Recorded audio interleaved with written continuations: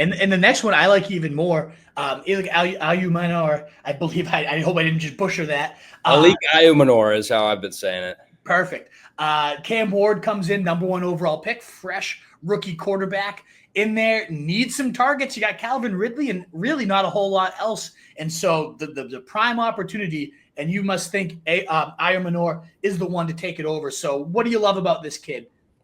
I love a lot about Ayomanor. So I mentioned him pre-draft too. I actually had him above of Emeka, believe it or not. Wow. He was 2nd in receiving yards market share out of this class, 5th in receiving yards per team pass attempt, which were both ahead of Travis Hunter, Burden, Egbuka. Ayomanor can play, and like you said, he's an athlete. He's got a 9.71 RAS score. He runs a 4.44 40. There's a ton of room here too to grow in the Titans wide receiver room. They have really no locked in future wide receiver 1. They have Calvin Ridley. He's kind of fallen off a little bit here and there, but other than that, they have no one else. They drafted Shamir Dyke before Ayomanor, which I thought was very interesting. Yeah. I didn't have Shamir Dyke on literally any board. But I do like Ayomanor a lot. So he had a kind of an interesting collegiate career. He only really played 2 seasons. So he redshirted his entire freshman year, but he officially broke out in his first collegiate season as a sophomore, recording over 1,000 yards on 63 receptions with 6 caught touchdowns. Amongst 125 P5 wide receivers with 50 targets in 2023, Ayomanor ranked 30th in yards per route run and 36th in receiving grade. He also tied for 3rd in contested catches, which was just behind McMillan and ahead of Marvin Harrison, Burden, and Keon Coleman. So I think most people kind of remember Ayomanor when he broke out against Colorado on the road.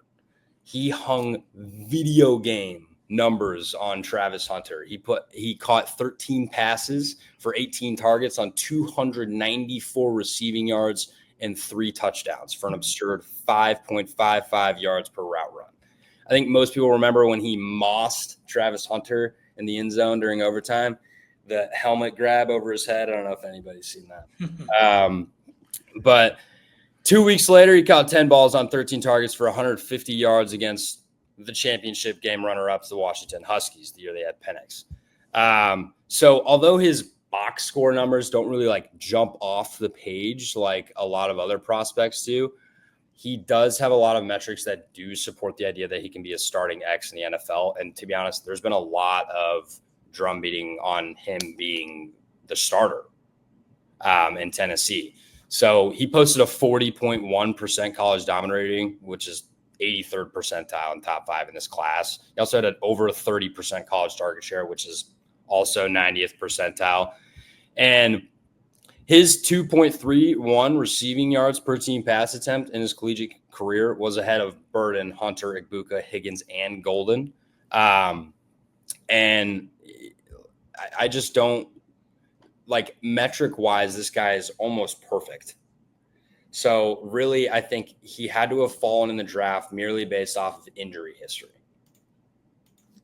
But like I said, there's so much opportunity here in Tennessee, and they have a brand new quarterback who doesn't have chemistry with anyone.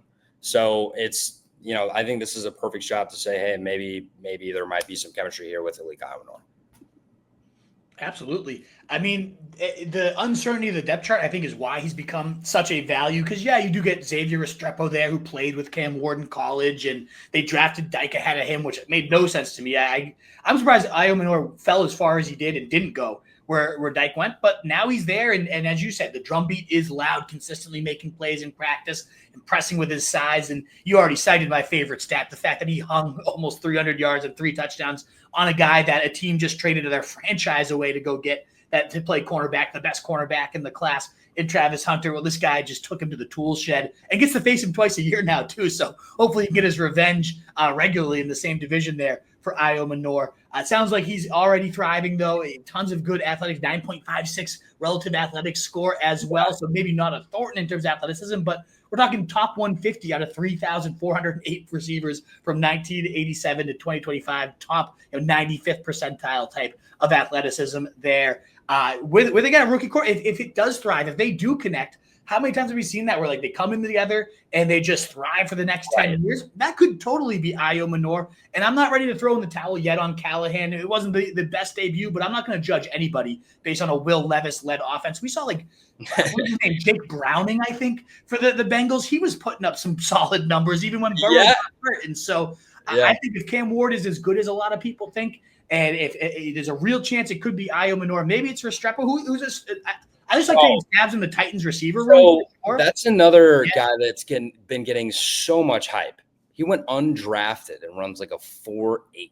Oh, the athleticism's nowhere. He's disgusting of an athlete. Yeah. The only reason people are grabbing this guy is because he played with Cam Ward at Miami. Sure. He is the type of guy, though, that, like, if they have that chemistry, he knows where to sink his routes. Like, I could see if one of these guys is going to be a home run, it's certainly Ayomanor. You could see Restrepo eventually develop into those, like, 75 catch, 800 yard, 3 touchdowns. Yeah, I could see Ayomanor being like a Cole Beasley type guy. Yeah, sure. Yeah, Restrepo could pull that off. Cole Beasley, Welker. Where are you getting those comparisons from? I don't know. Just kind of. But if there's going to be a home run, it's definitely Ayomanor. The size, the speed, the against the highest level of competition, the way he showed up. I love it. In my opinion, out of everyone in that wide receiver room, he can take the largest workload. Absolutely. He led the entire receiver class in receiving yards when on the field with 41%. That's the dude also can block. I've seen some clips of him just like throwing D-backs out of the club type of blocks too, which coaches will just love. That's how you really endear yourself to a staff. I know you're not getting fantasy points per pancake or anything like that, but a big body that he's not afraid. A lot of people projected him to go to the Rams because of how much they value receiver blocking. That would have been amazing had he landed there. But the Titans are even honestly more wide open for immediate production. So I love it. So a couple other stats I did really, really like about Ayomanor. So Luther Burden, who is my pre-draft wide receiver one and a guy who I really like, him and Ayomanor are the only 2 pass catchers in this class to have 2 seasons with 45% of their teams receiving touchdowns when on the field. For reference, neither Travis Hunter or McMillan had 45% of their teams receiving yards when on the field in any season. And Ayomanor and Burden did it twice. So he can hog the rock in the end zone. This guy makes absurd contested catches. He can take a large workload. Everything is there for him to be a starting X in the NFL per se. And this last stat I'll add is he also happens to be one of 4 wide receivers since 2015 to average 80 to 90 receiving yards per game with over a 90 EPA in their second college season. Those other 4 are Stephon Diggs, CeeDee Lamb, Drake London, and Elic Ayomanor.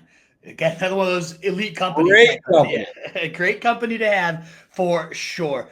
What is up, you fantasy wolf? Thanks so much for tuning in. If you haven't already, share your thoughts in the comments, check out some more videos, and join the newest Wolfpack by subscribing below.